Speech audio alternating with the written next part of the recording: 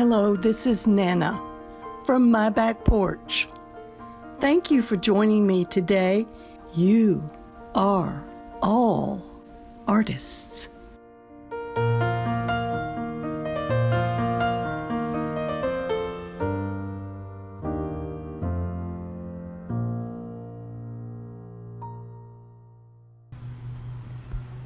Good morning and welcome.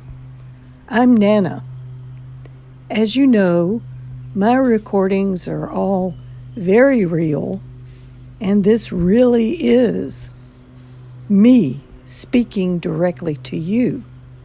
As you can hear, my neighbors are blowing leaves with their leaf blowers, so you'll be hearing them at work while we're talking about one of my newly favorite artists, and his name is Horace Pippin.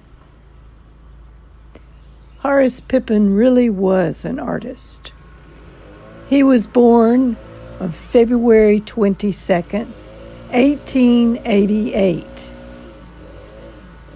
in upstate New York. He was one that was born to draw. He loved to draw pictures for his sisters, his grandmother, his classmates. The best words he ever heard were, "Draw us a picture, Horace." And he did. He practiced and became very, very good at having painted pictures of everyday life on his farm. He left school to help support his family. Still, he drew and painted pictures between working, shoveling coal, and stacking grain.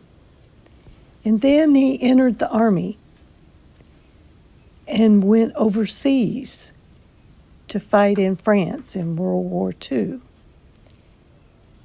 And with the enemy planes flying above, Horace found a safe place in a foxhole and filled his notebooks with drawings from the cold, dark trenches.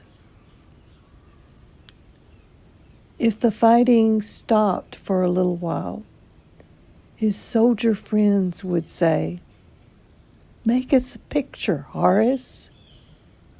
Make us a picture of home." And he did. And he worked every day when he wasn't on duty in his spare time. But it was cold and it was dark, it seemed like, for months on end. It rained every day. And there was not even a spot of color.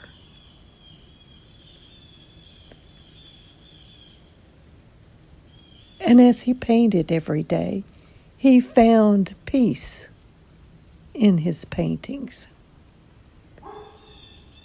Until one day, he was severely wounded in his shoulder, and it badly damaged his right arm.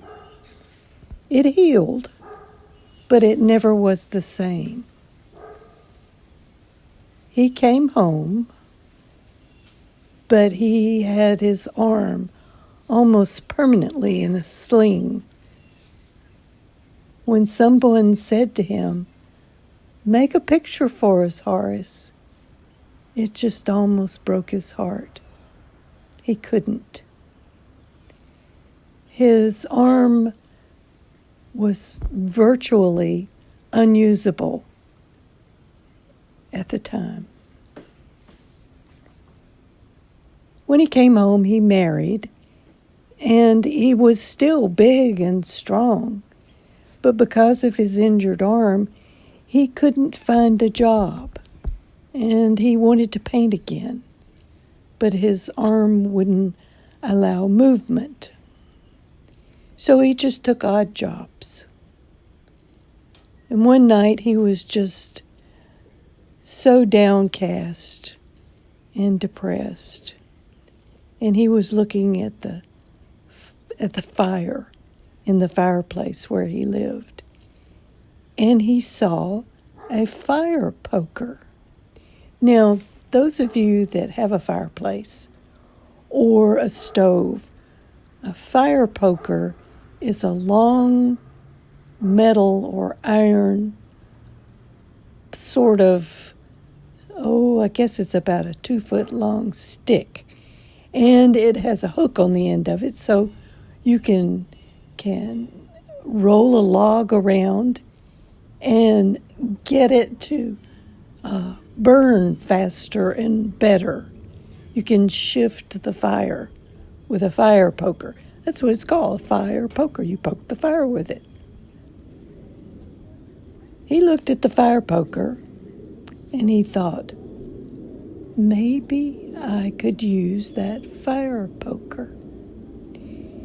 So he waited until the fire poker was cool enough to handle, and he put the fire poker on the underside of his right arm, from the shoulder all the way to his wrist, and he tied it on with a little bit of string or rope, and he could lift his arm.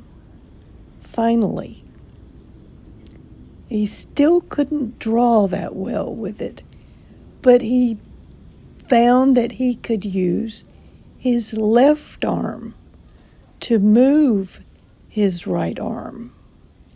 And with exercise and working with that damaged right arm, he achieved a better painting after months and months of sort of having physical therapy himself.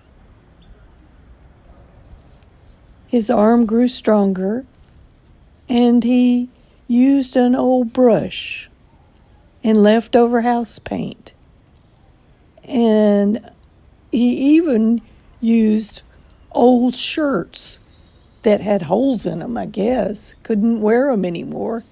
And he would stretch it across a piece of flat wood and use the shirt as a canvas. He painted every day after doing his odd jobs, using leftover gray paint, and now he added a splash of red to each painting. That was his signature. Whenever I write to you or answer a question, I always put a heart and then my name, Nana. That's my signature. Horace's signature was to paint a picture just like he remembered his memories from when he was a child, his memories from wartime, but now he felt lifted and more happy, and he would take his paintbrush and put just a touch or a bit of red in each picture. A president of the local artist club saw Horace's paintings and told his friend, N.C. Wyeth, who was a very famous artist back then, and art shows followed Horace, and his paintings hung in galleries and museums. Horace was an artist. He was a self-taught painter who turned memories, stories, and everyday surroundings and very harsh struggles into beautiful art. Art that is displayed in museums and galleries across the country. I urge you to read more about Horace Pippin. He is a wonderful artist he's an artist of color. And he grew up in harsh times for people of color. But he found his success. And he was so proud when people would say, "Paint us a picture, Horace." Thank you for being with me today. I've enjoyed this, and I hope you have too. And I want you to remember, when you sign your paintings, just like Horace, put a little splash of color in your paintings. It will make you happy. It makes me happy. Love, Nana. Thank you for listening, artist friends. Please leave a review and share this with a friend. We invite you to join us in the You Are an Artist Clubhouse at chalkpastel.com, where we have over 500, yes, 500 video art lessons. We would also love for you to join us on Instagram, Facebook, and more. And be sure to tag us when you share photos of your artwork. We cannot wait to see. I'll be talking to you again soon.